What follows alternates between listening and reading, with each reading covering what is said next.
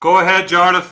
Hello and good evening once again from Rostrevor Area News Bite on this Wednesday, the 20th of October, the last Wednesday of the month, and indeed we are now into 4 or 5 months of dark nights. But not to worry, we will try and at least entertain you on a Wednesday to brighten up the hump of the week. Anyway, this weekend coming, of course, is the Halloween activities, and very much curtailed to the point of extinction nearly this year, in an official capacity anyway, because of everything that's going on. But there's something I want to bring to the attention primarily of the parents of children of the village. Because the children have been off school now over the past week and a half or so, I'm seeing quite a lot of them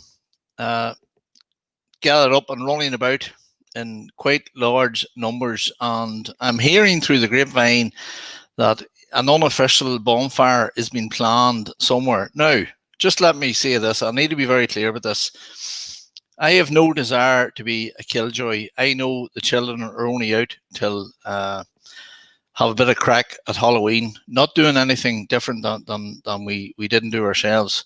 However, this year is different, and it's different in so many levels. That is why there is no official bonfire on Halloween activity program taking place in the village that has been such a success over the past 5 or 6 years. So could I just make a plea to them parents of them children that are late primary school and early high school years to please be aware where your children are at on these nights in the run up to this weekend.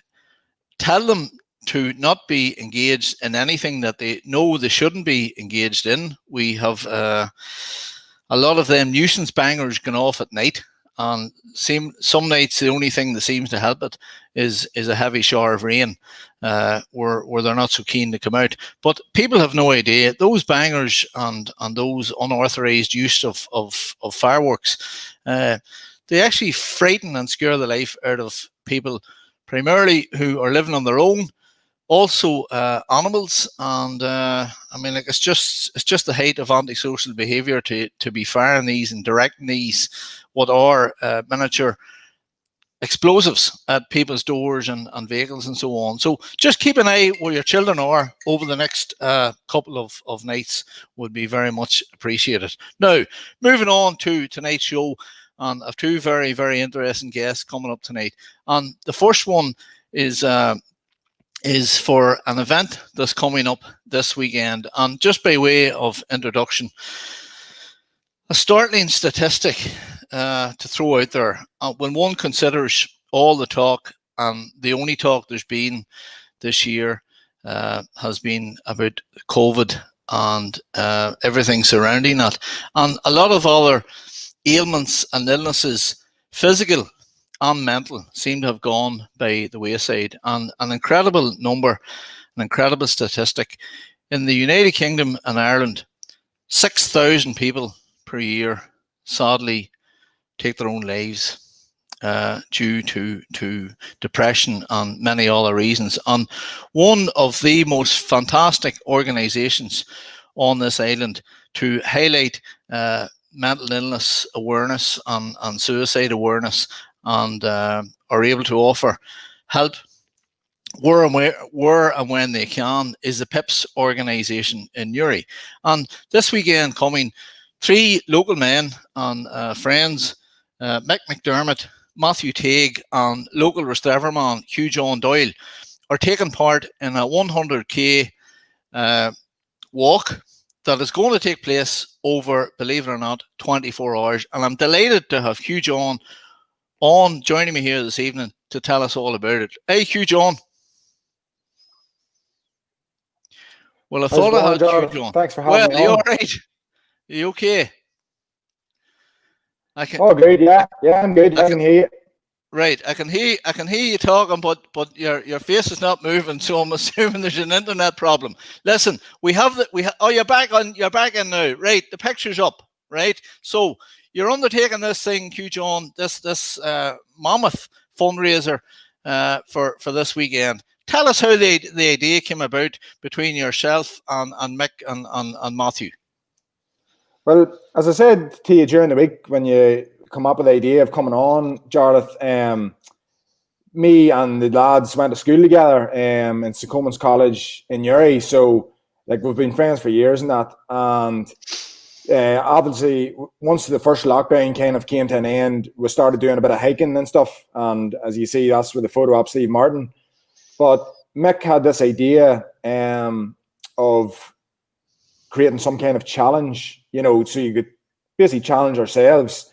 And he had an idea of doing 100K in 24 hours. So he asked me and Matthew, would we be up for it? And we said, yeah, let's do it. Why not? And then, so it kind of started as just a physical and mental challenge for us. And then we sort of said, well, if we're going to do this here, obviously it's a pretty substantial thing. Maybe we could utilize it and raise money for a charity. So we decided that Pips was a worthy charity to raise money for. Yes, and no better charity there is. I'll tell you, especially for the work that they do. It has been a particularly tough year for all charitable groups, Hugh John. But listen, 100 kilometres in 24 hours, I can't even get my head around that. What sort of training does that involve? What have you been doing over the past number of weeks to prep yourselves for what's coming this weekend?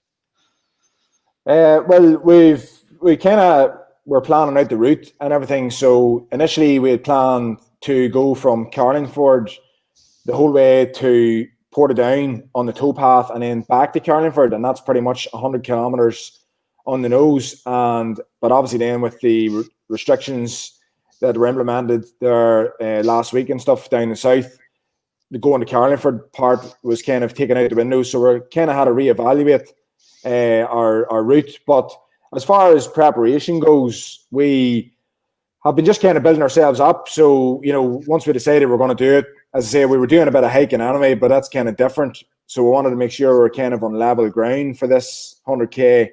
And we kind of just started doing maybe like 3 hours, say this week, 4 hours next week, 5 hours, 6, and build our way up. So like there up until last week, we did a 12-hour day, which is still only half. Mm-hmm. But so we've kind of come into the conclusion that, the first half, if we can do it in a training day, the second half is all going to be in our head. And that's where we really want to see if we can push ourselves to more mentally force ourselves to finish it. Okay, all right. Well, listen, you told us, sir, that you had originally planned to use the towpaths and that, and there was a cross-border element. That's no longer the case. So where actually are you doing it, Hugh John? We're going to be doing it down at a running track in Tullylish Football Club. Mick is a Tullylish man himself, and he had a word with the chairman, who was lucky enough obliged to let us use the track. So it's almost a blessing in disguise as well, because there was a logistical element to the track or the walk. So we're planning on maybe leaving cars in certain places so we could restock water, food, etc.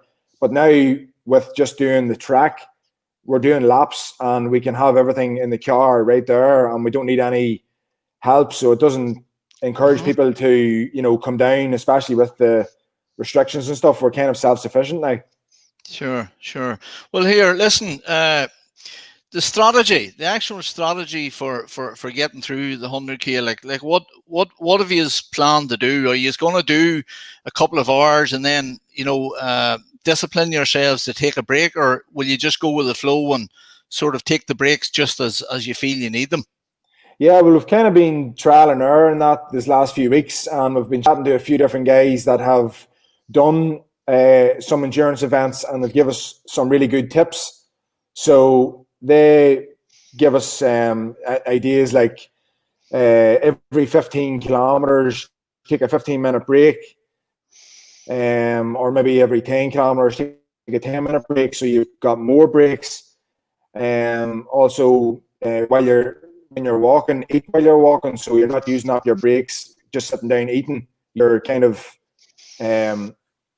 you're eating on the go, and then you can use your breaks for, say, doing some stretching and stuff like that. Also, your socks are a big thing as well. So changing the socks every 10 kilometers to a new pair of socks stops sweat building up, and there's less chance of getting blisters.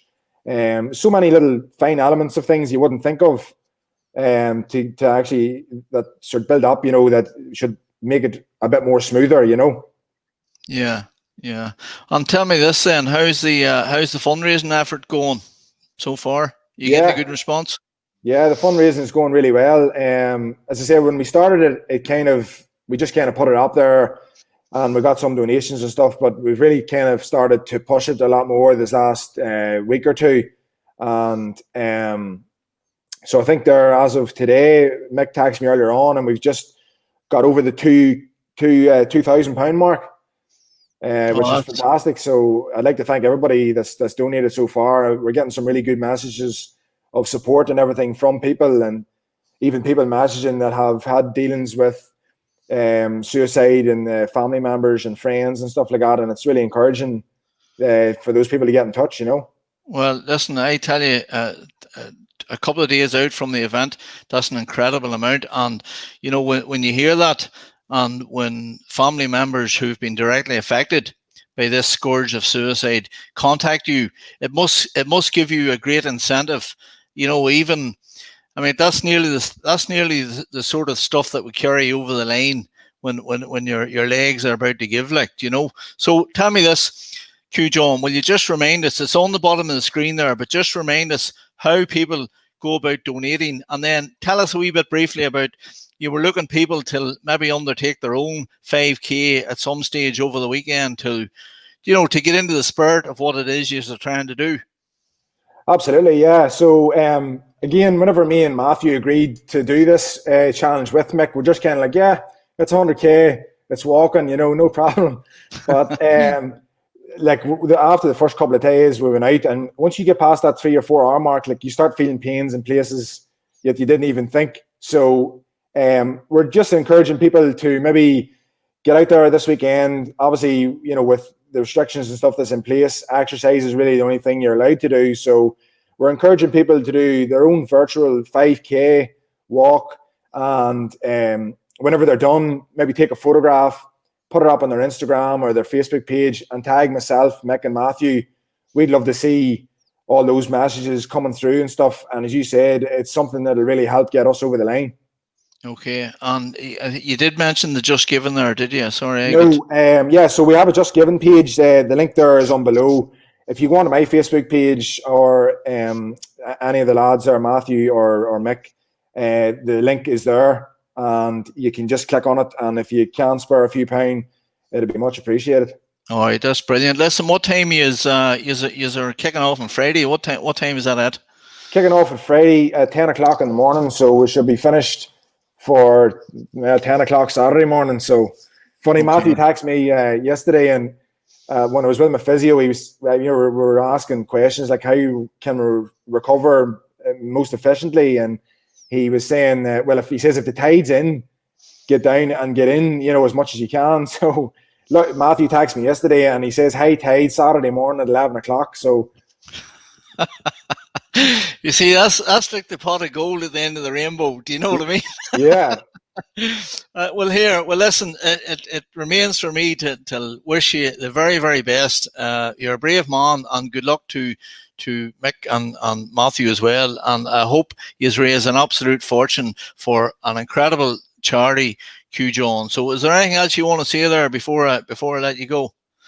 No, that's pretty much it, Jarlath. I just really appreciate you getting in touch with me to come on. As I said, it's great just to bring any sort of awareness to the suicide, and obviously it is very common in the likes of young men as well. And as we talked about earlier, I did start a podcast there earlier this year, The Power of Positivity, and it's kind of around the idea of remaining positive in the dark days, and it's trying to help people that do get down, because everybody gets down days. I get them, you get them, and maybe there's some wee thing that if they listen to it, they might pick up a tip maybe that might help them through and just change their mindset in a way that they can lead a better day, which won't take them down a long dark path really. So apart from that, I'm grateful for the time to come on today and talk to you.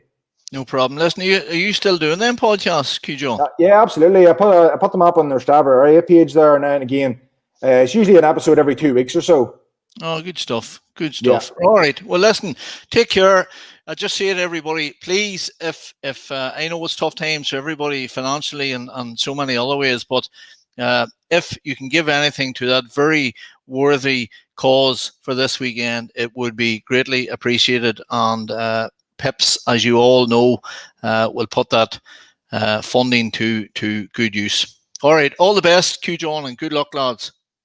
Now, next issue coming up, or next item on the agenda tonight, we're going to go with the birthdays to lighten it up a wee bit. And the first birthday I want to mention, local man and local athlete and local Ironman, I should say, who is 36 years old today, and he doesn't look a day over 18.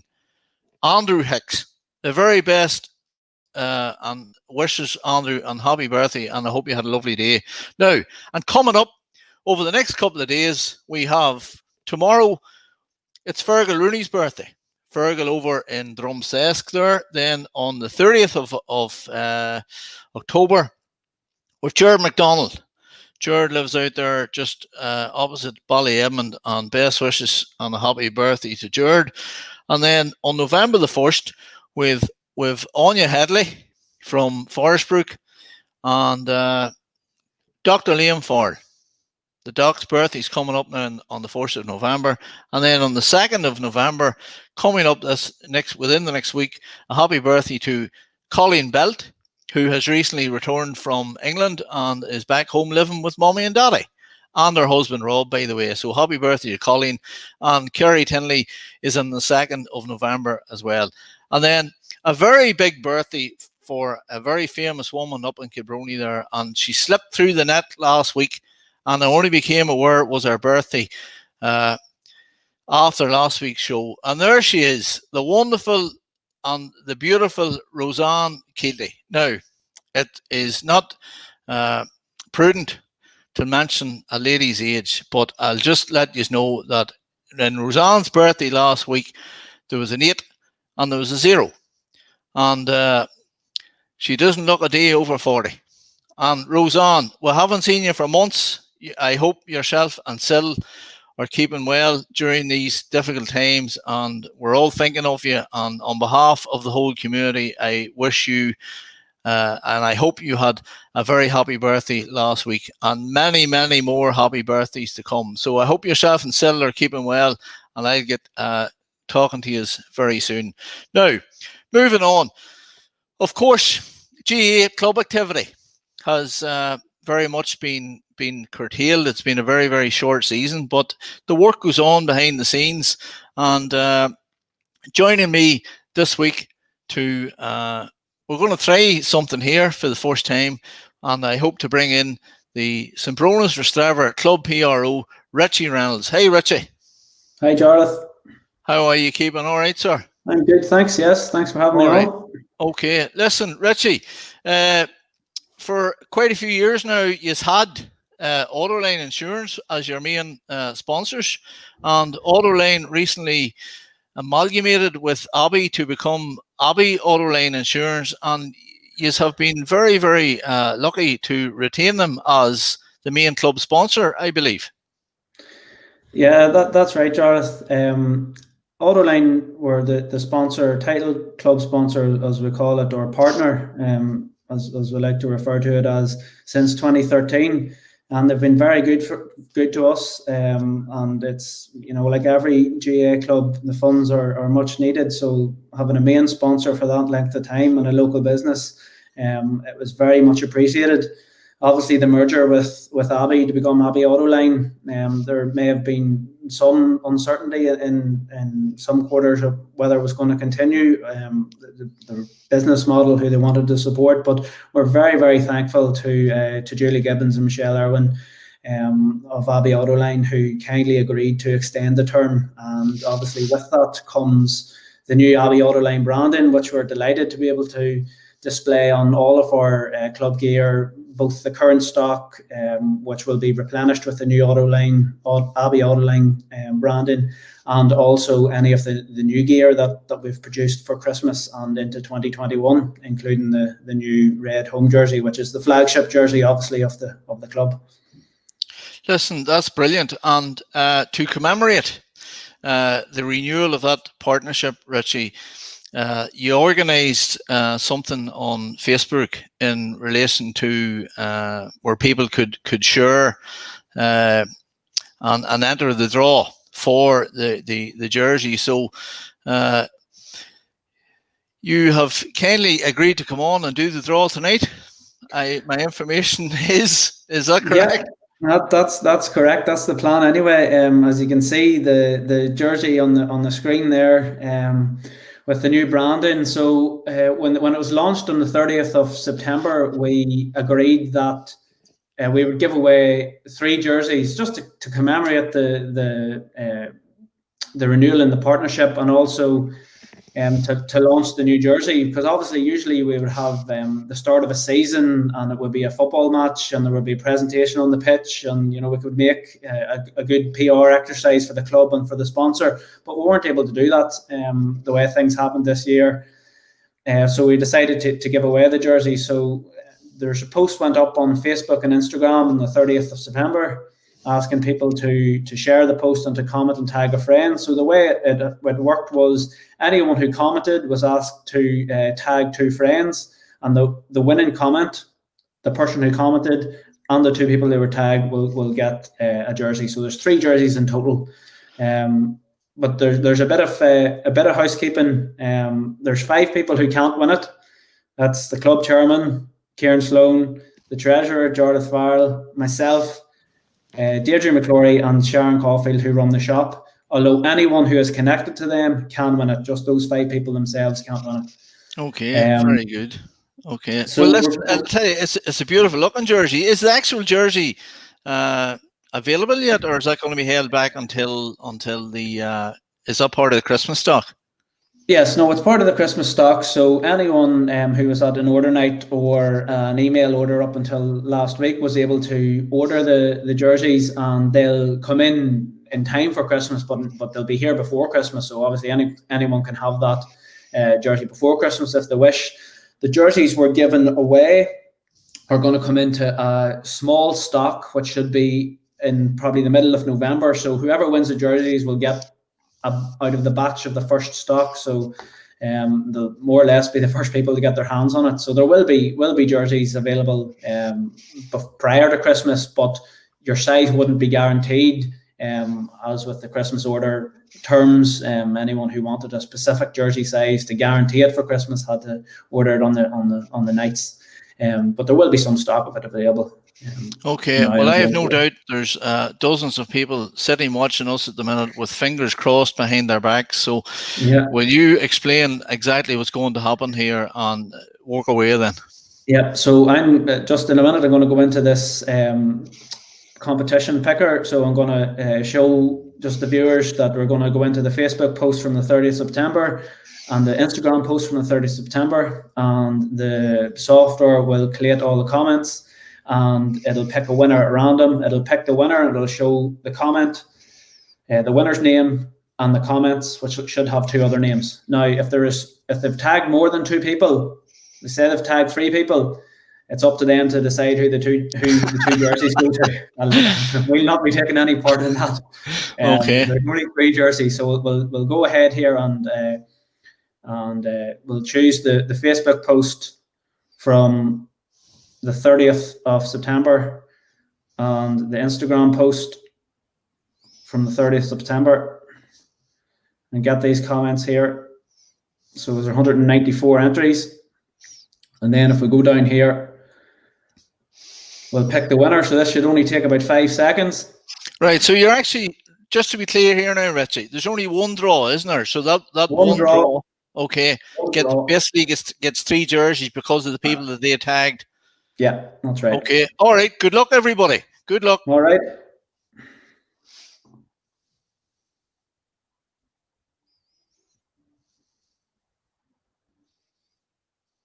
So there's our winner. If I click in here, we should be able to see James Brown. Oh, James, a good lad, James. So James Brown and the 2 people he has tagged will win the jerseys. Okay. So if I just stop sharing the screen now and go back, we'll just... I'm tempted to say, I bet you Tara and Kristen hope it's them, but it's highly unlikely. I saw a toll in there. Oh, So I'm not sure. oh, very good, very good. But anyway, we'll comment. We'll get in touch with them via Facebook or Instagram or however they entered to get their sizes, and we'll get it sorted out for them. And First class. Yeah, that was a good method there, and well done to James. Congratulations. Yeah. And whoever the 2 lucky friends are, no, whoever the 1 lucky friend is, because from what we can see there, I think Toller's already bagged one of them. You know. Well, here, Richie, listen. Thanks for coming on. I do enjoy having you on every week, although it is pre-recorded. How's everything going in the club generally? All right. Yeah, at the minute it's quite quiet, Jarlath. Obviously, with no on-field activity and very, very limited off-field activity, we're sort of back to where we were in April, May, and June.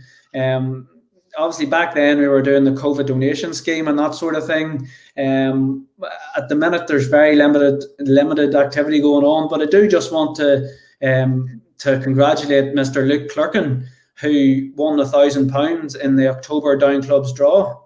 And also to thank Louis McNally, who donated over 30, almost 40 photographs to the under-12 girls of themselves with the Intermediate Championship and the senior ladies captain and vice captain. So Louis very kindly took his time to take the photographs and then donate the prints to the girls. So that was arranged by Paul Brown, the under-12 manager. So thanks to Louis.